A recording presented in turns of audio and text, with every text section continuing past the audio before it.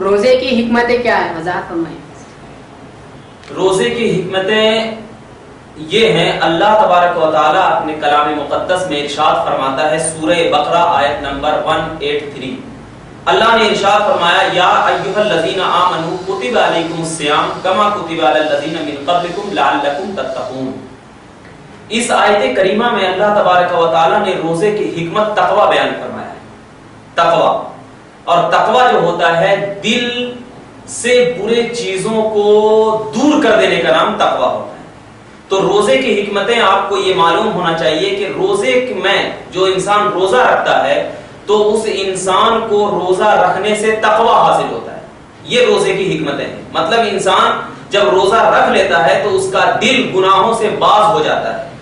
علماء کرام فرماتے ہیں روزہ رکھ کر جب انسان کھانے پینے اور عمل تزویج یعنی جمع کرنے کو چھوڑ دیتا ہے اور برے اخلاق اور بری عادتوں سے وہ کیا ہو جاتا ہے، پرہیز کر لیتا ہے، تو اللہ تبارک و تعالیٰ کی اسے رضا حاصل ہوتی ہے۔ اور جب اللہ تبارک و تعالیٰ کی رضا حاصل ہوتی ہے تو اللہ تبارک و تعالیٰ کی رضا حاصل کرنے کے لیے اس کا دل جو ہوتا ہے نا وہ نفس مطمئنہ کہلاتا ہے، وہ نفس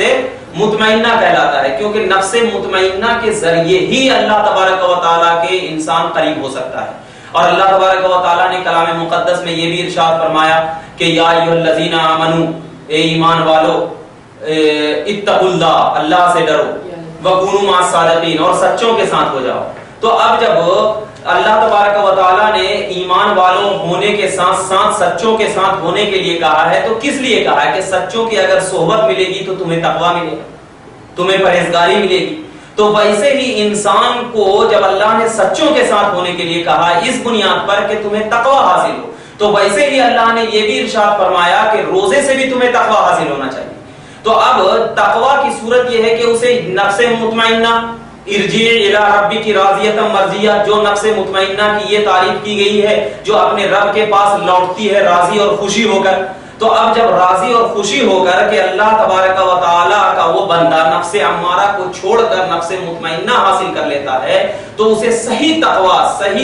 صحیح تربیت، صحیح نصیحت اسے حاصل ہوتی ہے۔ تو اب جب اللہ تبارک و تعالیٰ نے ایک مقصد روزے کا تقوی بیان فرمایا ہے تو حضرت ابو ہریرہ رضی اللہ تعالی عنہ سے روایت ہے مشکاۃ شریف کی حدیث پاک میں، اللہ تبارک و تعالی کے مقدس نبی کے مقدس صحابہ حضرت ابو ہریرہ، مشکاۃ شریف حدیث صفحہ نمبر 423 421 میں فرماتے ہیں کہ رسول صلی اللہ علیہ وسلم نے تیر بار سینہ کی طرف اشارہ کر کے فرمایا التقوی ہا ہونا۔ 3 مرتبہ اللہ کے رسول نے اپنے سینے کی طرف اشارہ فرمایا کہ التقوی ہا ہونا، یعنی تقوی میرے دل میں ہے۔ اللہ کے رسول نے کیا فرمایا؟ تقوی میرے دل میں ہے۔ مطلب یہ ہے کہ اللہ کے رسول صلی اللہ علیہ وسلم یہ بتانا چاہتے تھے کہ جس حصول کے بعد یعنی اللہ تبارک و تعالیٰ کا بندہ جب گناہ کر لیتا ہے اور گناہ کرنے کے بعد اللہ کا وہ بندہ اللہ سے توبہ کر لیتا ہے تو اللہ تبارک و تعالیٰ اس بندے سے کیا ہو جاتا ہے؟ بالکل راضی ہو جاتا ہے، خوش ہو جاتا ہے اور اس شخص کو معاف کر دیتا ہے۔ تو ویسے ہی انسان گناہ کس سے پیدا ہوتے ہیں؟ خواہشات سے، خواہشات نفس سے۔ تو جب انسان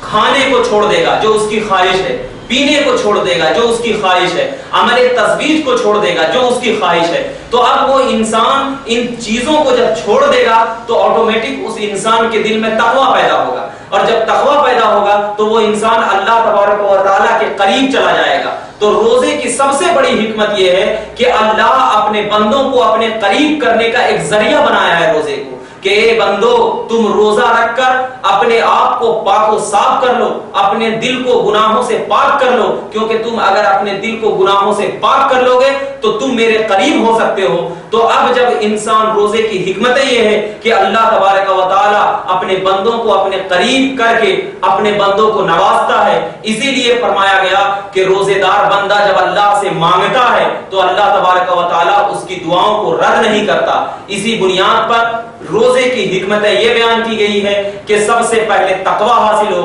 طہارت حاصل ہو، پاک دامنی حاصل ہو. تو اب اگر انسان روزہ رکھ کر کے بھی گناہ کرتا ہے، روزہ رکھ کر کے بھی فحاشی فلمیں دیکھتا ہے، روزہ رکھ کر کے بھی گالیاں دیا کرتا ہے، روزہ رکھ کر کے بھی نماز و روزہ کو نماز پڑھتا نہیں ہے بلکہ اور محلات میں گھومتا پھرتا ہے، تو اس کا روزہ صحیح معنوں میں روزہ نہیں ہے، کیونکہ اللہ نے تقوی حاصل کرنے کے لیے کہا ہے روزے سے. تو اگر انسان کو صحیح معنی میں روزے کی حکمتیں اگر حاصل کرنا ہے تو وہ تقوی اختیار کرے، انشاءاللہ تبارک و تعالی روزے سے اس انسان کو ضرور فائدہ ہوگا.